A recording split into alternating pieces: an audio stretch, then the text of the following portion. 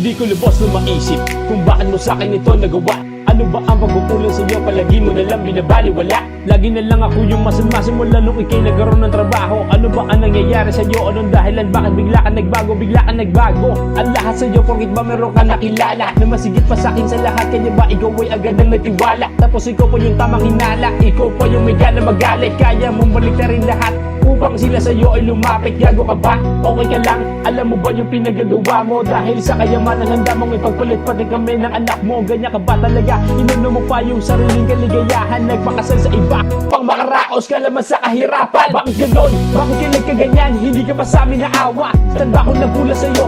Bakit bigla ka na lamang nanawa? Sobrang sakit ng aking dinanas. Di na alam kung paano pa babangon. Di na alam kung paano pa matutumbasan at kung paano pa makakaahon. Bakit ganito? Naging kapalaran. Ako ba ay sobrang makasalanan? Lahat ng bagay matutumbasan lang kapag meron ka ng kayamanan. Kayamanan na kahit kailan na hindi pa ako nanabihiyaan. Kayamanan sa na pamilyang binuo pero iyon ang pinabayaan. Ka na kontento sa mga bagay na sa'yo dapat nakatalaga. Paano na yung relasyon yung pamilya di mo malang binigyan ng halaga? Sana ngayon ikaw ay sumaya sa kabila ng mga pangyayari. Umaasa pa rin akong babalik ka kahit na imposibleng mangyari.